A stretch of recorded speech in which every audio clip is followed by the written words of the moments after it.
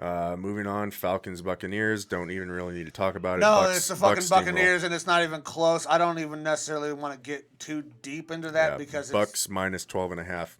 I think they could cover that. It's you're playing an NFL team. Anything's possible. So I don't know. It's actually made me stick away from Because line. the spread is so high. Yeah. But I think they can easily cover that by 2 touchdowns. Yeah, they definitely should. Look, the Falcons are nowhere near the Cowboys' offense, and the Cowboys' offense was able to do very well, but they weren't able to overcome the Buccaneers. The Falcons' offense does not have the firepower it needs in order to match punch for punch with the Buccaneers. No, well, Engage, their number 2 wide receiver, got nothing last week. Your number 2 wide receiver gets shut out. Your rookie tight end is going to struggle because rookie tight ends almost always struggle. They have no running game. It's all on Look, Matty Ice to make miraculous plays. the Falcons' leading rusher was Cordero Patterson yeah, last week. I love Cordero Patterson as a gadget guy. Yeah. He's listed as a running back, but he's the backup running back to Mike Davis. He's your returner, one of the better returners in the league, and he's a good gadget player. So you can put him in the backfield and get a couple catches. You can put him in the backfield and get a couple runs because he's got actually the same dimensions as Adrian Peterson. Fun story there. Which is crazy. Yeah, because they don't look alike. Not at all. They're built very differently. Yes. But again, I don't know that we even really need to go over this. Buccaneers. This is Buccaneers all day. Easy pick. Cowboys and Chargers. Okay, so I've been back and forth on this game. The Cowboys looked way better than I thought they were going to look. But On offense. On offense. But they have some injuries or some suspensions on their right tackle, Lale Collins. He's out for performance enhancing. Yep. They just lost Lawrence, their defensive end. Yep. They also have another offensive lineman out, I believe, another tackle.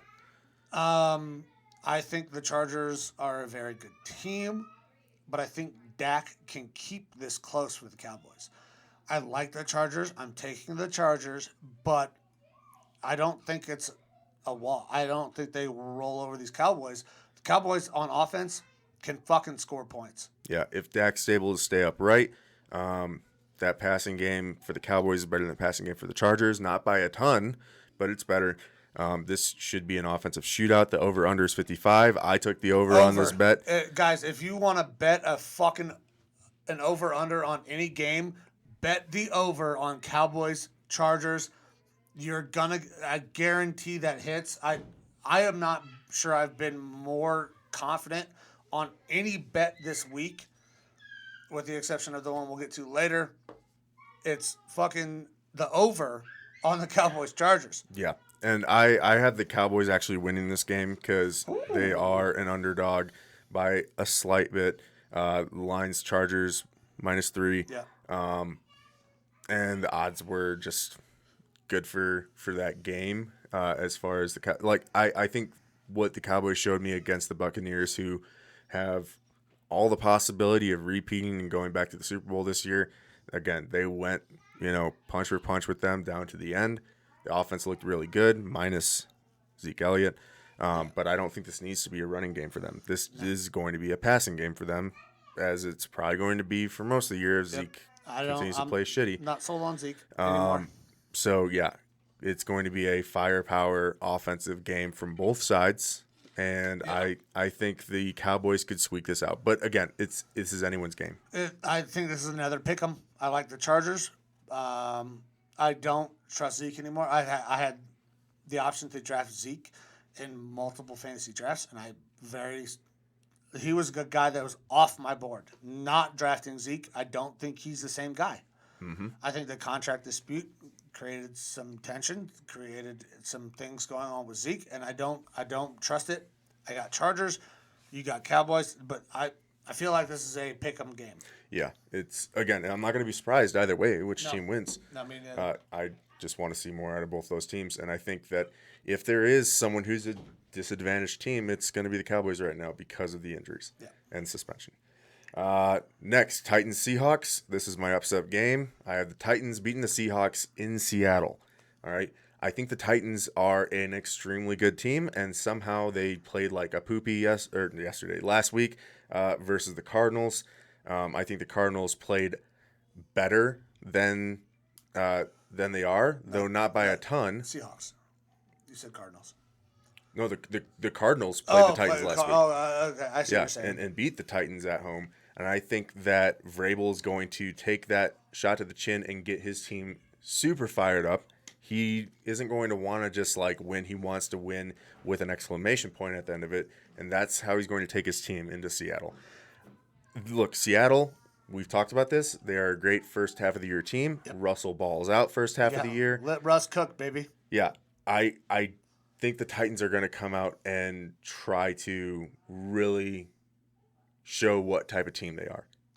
That they are way better than what they showed last week. I think Taylor Lewan and his comments about getting worked over by Chandler Jones, that he's going to come out with a chip on his shoulder this game. Mm-hmm. To me, this just spells upset. Seattle is -6.5 for this game. So I don't know if they cover that. That's why this is my upset pick. I think just with the offensive talent that the Titans have, and they have a good defense, they just didn't really show up, and we're playing a very, very talented offense against the Cardinals. I got the Titans in this one. So I got Seahawks in this one. So we're gonna go opposite again. I think this comes down to the Titans passing defense versus that passing offense for the Seahawks. That passing offense is absolutely insane. DK Metcalf is unreal. He is a physical freak. He is probably the closest guy in the NFL to a comp of Calvin Johnson in terms of height, weight, speed, physicality. And the Titans secondary is not good. We saw it last week. We saw it all year last year. Baker threw for almost 400 yards, 4 touchdowns in the first half. I don't know that they got any better. So I got the Seahawks, and I think Russell picks them apart. But I think Tennessee will slow the game down, and they will run the ball much more effectively than they did last week.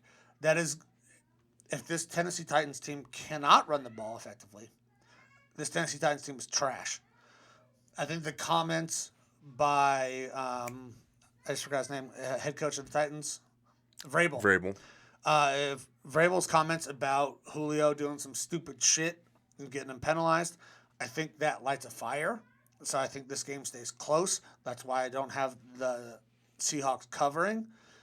I think they play better, but I still think Tennessee going out to Seattle, that's a tough road trip. It's basically as far east as you can go to as far west as you can go. That wears on a team, and Russ lights up that secondary of the Titans that is just really not fucking any good. Yeah. So it'll be a real test for that secondary of the Titans. But yeah, I've got them as my little upset of the week.